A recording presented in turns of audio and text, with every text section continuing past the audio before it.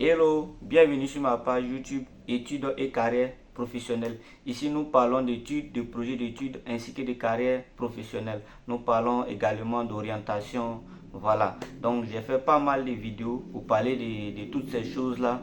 Voilà, donc vous pouvez aller regarder pour ceux qui sont nouveaux. Alors n'hésitez pas à vous abonner, de laisser un like aussi.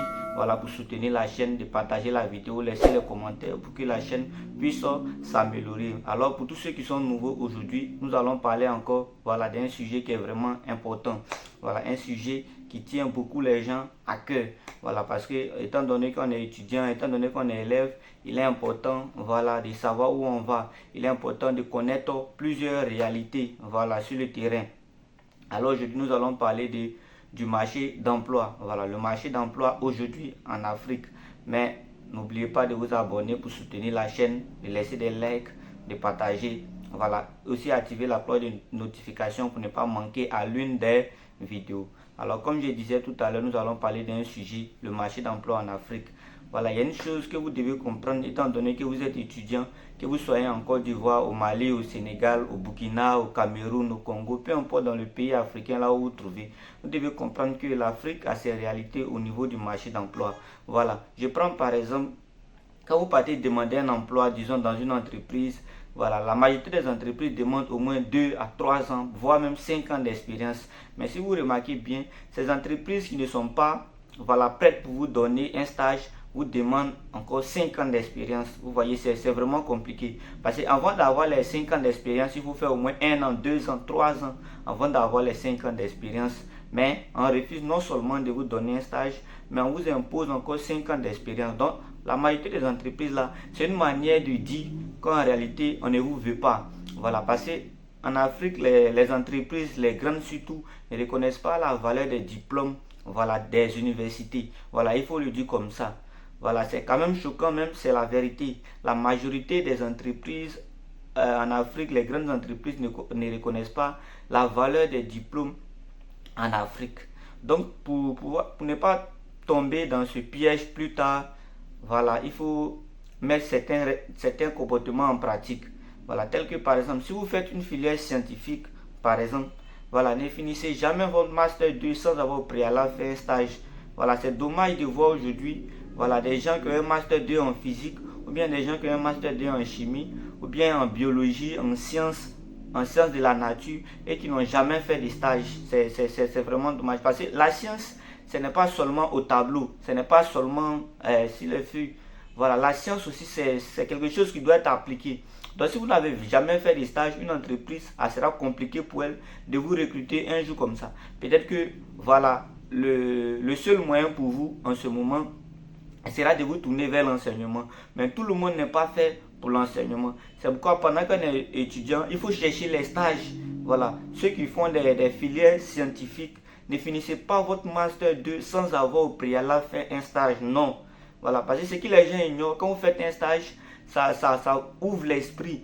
Voilà, ça vous ouvre l'esprit, ça montre un peu quelque part que vous avez déjà exercé en entreprise. Donc, si vous faites une filière scientifique, par exemple, que dans votre CV, voilà, côté stage, vous n'avez rien mis, et que logiquement, on voit une personne qui a fait au moins 3 à 4 mois de stage, le jour où vous partez postuler, voilà, c'est logique qu'on prend celui qui a fait un stage, parce qu'on se dit quoi, celui qui a fait un stage là, il a une expérience en entreprise, une petite expérience en entreprise. Donc ne finissez jamais votre master 2 pour une filière scientifique sans avoir préalable fait un stage. Ça c'est un premier conseil. Voilà, et puis vous devez comprendre aussi que les réalités sur le terrain c'est vraiment compliqué. Voilà, il y a certaines filières, par exemple, on a vu, par exemple, un pays comme la Côte d'Ivoire, on a vu, il y a de cela 2 à 3 ans, on a eu 3000 docteurs qui ont marché. Voilà, 3000 docteurs qui ont marché. Étant donné que vous êtes étudiant, quand vous voyez 3000 docteurs en train de marcher, ça doit réellement nous interpeller. Ça doit réellement voilà, nous amener à prendre conscience. Pourquoi? Parce que dans le système LMD, après la licence, le master, l'admission en master ne se fait pas de manière automatique. Vous devez candidater. Et que quand vous candidatez à un master, on prend que les meilleurs. Et en master, on prend les meilleurs. Quand vous avez fini votre master 1 ou master 2, vous avez soutenu pour la thèse doctorale, on prend également les meilleurs. Donc vous voyez, donc une fois qu'on prend les meilleurs, ce sont ces meilleurs-là qui vont aller jusqu'au doctorat. Mais après avoir obtenu le doctorat, on constate que ces gens-là sont sans emploi. Ça doit réellement nous interpeller. Mais qu'est-ce qui n'a pas marché? Voilà, parce qu'il ne faut pas se focaliser seulement sur un point et puis après regretter. Voilà, les études aujourd'hui ne sont pas, voilà, ce n'est pas la seule voie aujourd'hui pour pouvoir réussir. Il y a plusieurs voies. Mais j'ai toujours dit dans mes vidéos, il faut se rassurer de la voie que vous empruntez. Voilà, l'un des meilleurs investissements que je dis toujours, ce sont les études. Voilà, mais il ne faut pas partir, il ne faut pas faire les études parce qu'il faut faire. C'est pourquoi vous devez vous asseoir, écrire votre projet d'études ainsi que votre projet professionnel. J'ai déjà fait une vidéo pour donner quelques conseils sur les projets d'études ainsi que les projets professionnels. Donc, il y a ce volet-là. Vous devez écrire votre projet d'études et puis votre projet professionnel afin de savoir là où vous partez. Tout ne sera pas rose. Il y aura des péripéties, il y aura des difficultés. Mais quand même, vous allez rester focus parce que vous savez dorénavant là où vous partez. Mais si vous n'avez pas de projet d'études, si vous n'avez pas de projet professionnel, vous serez là où le vent vous emporte. Voilà, ça c'est un autre point encore. Maintenant, un autre aspect, il faut dire encore que quand vous sortez des universités en Afrique, les entreprises ont un mauvais œil sur vous. Voilà, on s'est dit, les universités ne font pas bien. Il y a une semaine de cours, une semaine de grève, 2 mois de cours, 2 mois de grève. Donc, les entreprises là ont déjà mis cela. Voilà, je dirais les dirigeants d'entreprise ont déjà mis cela dans les têtes.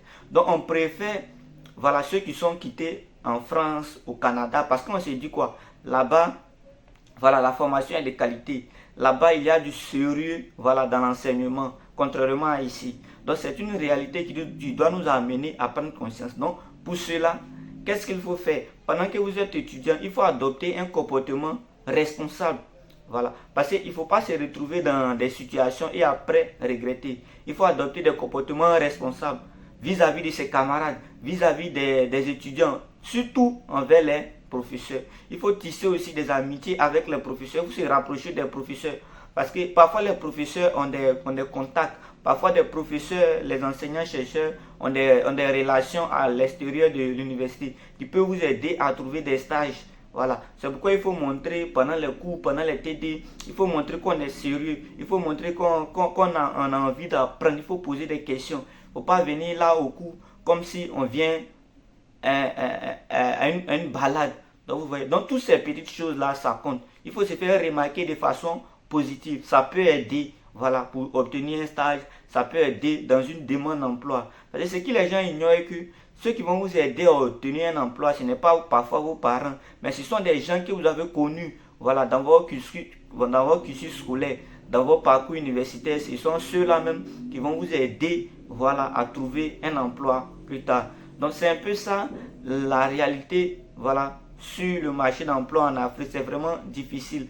Les entreprises, voilà, préfèrent les gens qui quittent avec les diplômes, voilà, en Europe, au Canada, voilà. Les entreprises là préfèrent ces gens de diplômes là, contrairement aux diplômes de l'Afrique. Parce qu'on se dit quoi? Nos universités ici, c'est la brutalité. Voilà, les gens ne sont pas disciplinés.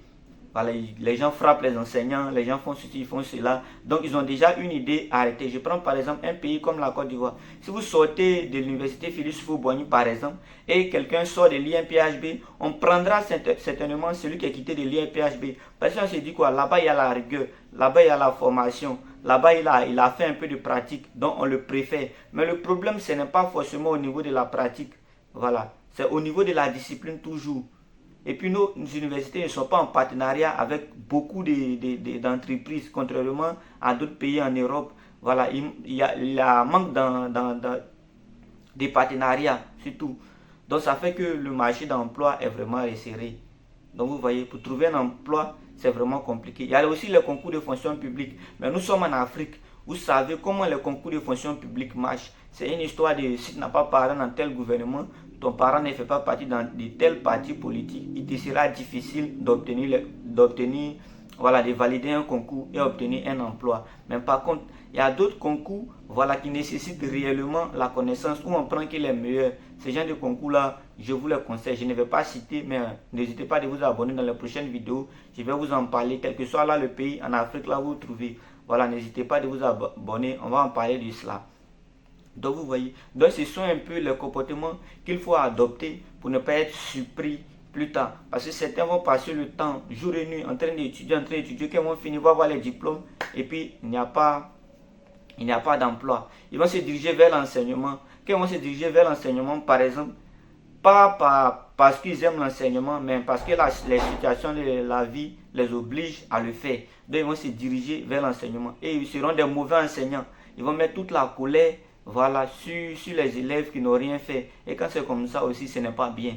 C'est pourquoi il faut être bien orienté. Cette chaîne a été créée pour vous accompagner. Et pour ceux qui veulent aussi, voilà, approfondir leur formation, qui ont des projets d'études vers la France, vers le Canada, nous avons une structure qui les accompagne également. C'est la structure ECATIP, ECAM Consulting. Voilà, nous vous accompagnons dans la réalisation de vos projets d'études ainsi que de vos projets professionnels. Cette année, il y a plusieurs étudiants, voilà, qui ont déjà eu des acceptations auprès des universités françaises. Alors, ce sont maintenant les préparatifs du visa.